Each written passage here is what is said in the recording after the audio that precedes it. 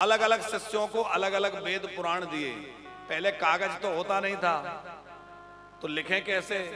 भोजपत्र आदि पे लोग लिखते थे, पर वो भी इतना ज्यादा ग्रंथों को संभालना मुश्किल था, तो कैसे संभाला जाए? तो अपने शिष्यों को गुरुजी रटा देते थे और शिष्य रट लेते थे, बाद में वो अपने शिष्य को रटाते थे।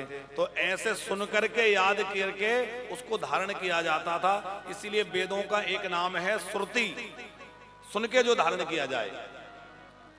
और जिस समय मुगलों का अत्याचार हमारे देश पर हुआ, तो हमारी संस्कृति को नष्ट करने के लिए हमारे वेद पुराण शास्त्रों को जलाया जाने लगा। तो ब्राह्मणों ने विचार किया कि हमारे पुराण, हमारे ग्रंथ जल जाएंगे तो हमारा साहित्य समाप्त हो जाएगा। जैसा अभी हमने नालंदा का स्मरण किया, हमारे शास्त्र समाप्त हो जाएंगे तो आने वाले पीढ़ियों को ये ग्रंथ कैसे मिलेंगे? तो ब्राह्मणों ने क्या किया कि बड़े परिश्रम पूर्वक वेदों को याद कर लिया, पुराणों को याद कर लिया। आप पुस्तक जला दोगे पर हमारे अंदर जो ज्ञान है उसको थोड़ी मिटा दोगे। तो उन्होंने अपने अंदर कंठस्थ कर लिया, अपने शिष्य को पढ़ाया, शिष्य ने शिष्य को पढ़ाया। इस तरह शिष्य प्रति शिष्य वह परंपरा चली और बाद में वह लिपिबद्ध होकर के पुराण के रूप में सुरक्षित हुई, ग्रंथों के रूप में सुरक्षित हुई। तो ऐसा मुगल काल में भी कुछ समय में हुआ है, और जब कागज आदि उपलब्ध नहीं थे तब भी पहले ऐसी परंपरा रही है। तो भगवान वेदव्यास ने अपने शिष्य पैल को ऋग्वेद दिया, जैमिनी को सामवेद दिया, वैशंपायन को यजुर्वेद दिया और सुमंतु को अथर्ववेद दिया। रोमहर्षण नाम के एक शिष्य हैं इनके, उनको इतिहास दिए, 17 पुराणों की रचना करी, अलग अलग शिष्यों को दिए। पर व्यास जी का मन कुछ असंतुष्ट सा था, उन्हें लगता था कि अभी मेरा काम पूरा नहीं हुआ। नारद जी पधारे और नारद जी ने कहा, आप इतने परेशान क्यों हैं? तो अपनी बात कही कि मेरे को लगता है कि अभी मुझे जो करना चाहिए तो वो पूरा हुआ नहीं, अब मैं क्या करूं? पाराशर्य महाभाग भवतः कच्चिदात्मना परितुष्यति शारीर आत्मा मानस एव वा। नारद जी बोले, आपका मन इस समय बड़ा विचलित है, क्या बात है?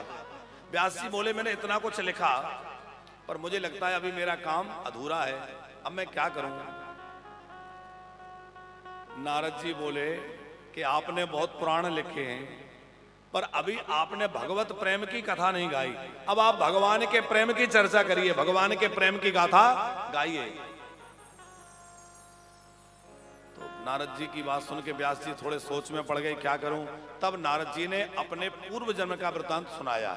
आप लोगों ने सुना होगा, नारद जी जो है कह रहे हैं कि मैं पिछले जन्म में एक बड़ी ही गरीबनी का बेटा था, मेरी माँ बड़ी ही निर्धन थी, पिताजी तो घर छोड़ के संन्यास लेके चले गए, तो मेरी माँ दूसरे के घरों में चौका बर्तन करने का काम करती और जो कुछ मिल जाता उससे अपना और मेरा गुजारा मेरी माँ चलाती थी।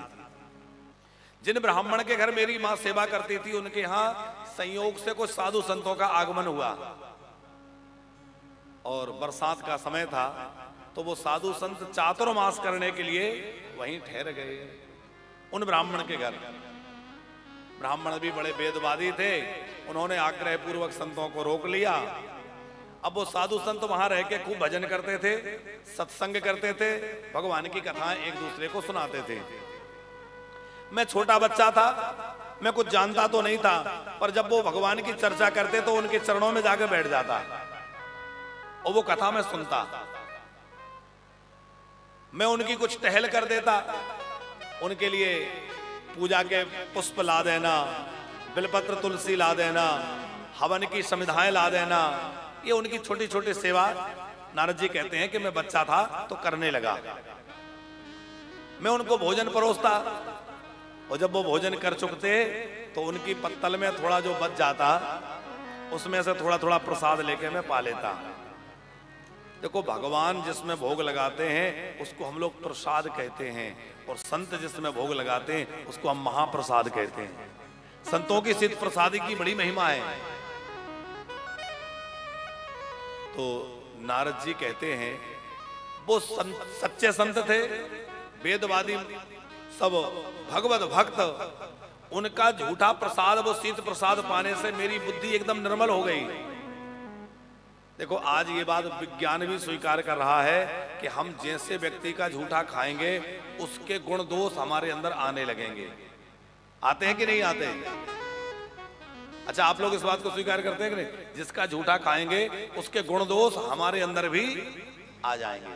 अब जिसमें दोष हैं, बुराइयां हैं, ऐसे व्यक्ति का झूठा खाओगे तो क्या होगा? हमारे अंदर भी वो दोष आ जाएंगे, बुराइयां आ जाएंगी। और किसी भगवत प्रेमी, किसी संत का झूठा खाओगे तो क्या होगा? हमारे अंदर तो भगवान का प्रेम नहीं है, पर किसी संत महापुरुष का प्रसाद लिया तो हमारे अंदर भी वो प्रेम का अंश आ जाएगा, हमारे अंदर भी वो सद्गुण आ जाएंगे।